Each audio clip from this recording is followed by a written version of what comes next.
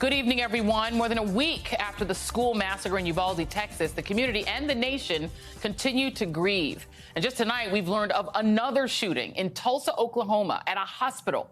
Authorities say multiple people were shot and at least 3 have been killed. The shooter is also dead. We will bring you the latest as soon as we have it. Meanwhile, in Uvalde, memorials and funerals were being held today for 7 of the 21 victims, including one of the 2 fourth-grade teachers, Irma Garcia, along with her husband, Joe, who died of a heart attack days later. Investigators say they are still trying to interview Uvalde School Police Chief Pete Arredondo, the commander on the scene, although he claims he's been in contact with investigators every day. And in Washington, meanwhile, lawmakers met to discuss a possible way forward on gun safety legislation. The senator leading those talks, Chris Murphy of Connecticut, will join me a little later. But after yet another community has been devastated by yet another mass shooting, we begin the readout tonight with a hard conversation about the gun, because we need to understand how we got here.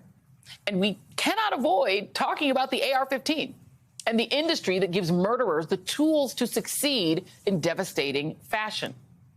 Because it wasn't always like this. In a remarkable interview with the Washington Post, former gun industry insider Ryan Busse explained how the AR-15 conquered the American market. He wrote this: prior to about 2010 or 2012, there was never a gun sold in the United States commercial market that was desert tan color. Now, a significant percentage of guns are sold in desert tan color. Why? Iraq and Afghanistan. Adding, about 1999, in the Columbine shooting, the NRA set its political course. We're in the culture war business. Then you have these wars happening, AR-15s, patriotism, Islamophobia, all of that happening in the culture at the same time. Busse was speaking specifically about the company that manufactured the weapon used by the murderer in Uvalde, Daniel Defense. It's a company that makes no bones about its place in the culture war, leaning hard into right-wing Christian conservative red meat and hyper-militaristic branding.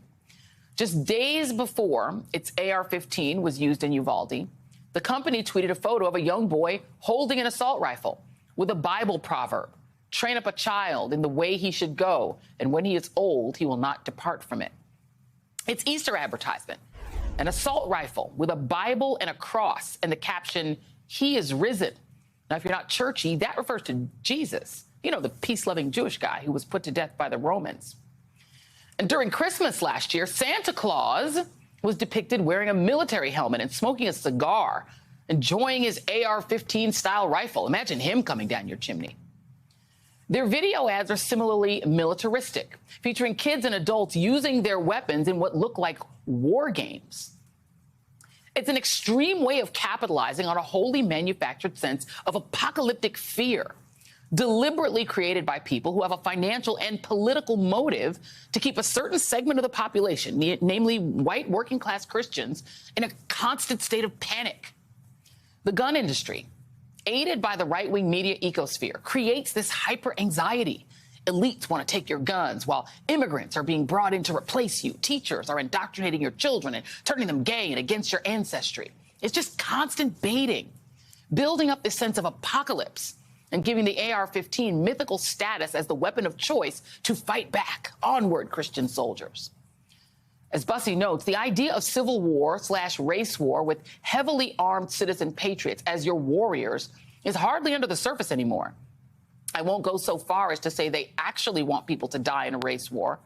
It's a political tool for them. They think they can use it to motivate and make people angry and fearful and hateful, and then get them all armed up. Ka-ching. Joining me now is Ryan Busse, the former firearms executive who was featured in that Washington Post piece. He's the author of Gunfight: My Battle Against the Industry That Radicalized America. And Charles Blow, New York Times columnist and an MSNBC political analyst. Thank you for being here. Mr. Busse, I read the interview and the piece on you with kind of horror, but also kind of with an aha, because it did bring together for me a lot of the stories we've been covering on this show, this sort of constant fear of books and history lessons and, books that have LGBT characters and immigrants and putting kids in cages. It all kind of comes together around what you call this sort of sense of apocalypse. Talk a little bit about how the gun industry and companies like this particular company that we talked about have marshaled that into money. You know, you're exactly right, Joy. And I lived inside that kitchen where this incredibly incendiary marketing and incredibly damaging politics was cooked up. The NRA figured out a long time ago, especially when Barack Obama started to lead in the polls in 2007, that it could make people do really irrational things, vote in irrational ways, if it could just gin them up with fear and hate to the point where they were just 1 degree below boiling. And when a populace is there, they will vote in irrational ways. They will vote against their own self-interest. They're very, very volatile. And we're living with the consequences now. And there are many AR-15 companies. The AR-15 really came into its own about that same time as this symbol of apocalypse and a way for many gun companies to make a fortune. And people like Marty Daniel at Daniel Defense were really on the forefront of using this sort of fear and, you know, just outright Christian nationalism to drive both sale of the AR-15, but also further the NRA message that keeps normal, good people so fearful. And if you doubt this, just wait. These 19 kids, that very killing will be used to spur more fear, because the message that will soon come out of the NRA will be, it doesn't matter how bad this was, we have to stay stalwart. These people are coming for our freedoms despite this. Like that too will be converted to fear. And if that sounds an awful lot like Donald Trump, who could convert everything into fear, it's because that's exactly what it is. The NRA perfected this and they handed it to the right.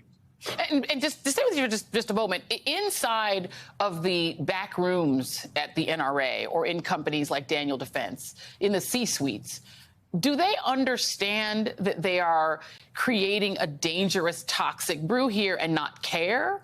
Or are they sort of in denial? Because I scrolled through Daniel Defense's Instagram feed today, and it looked like preparing people for a war.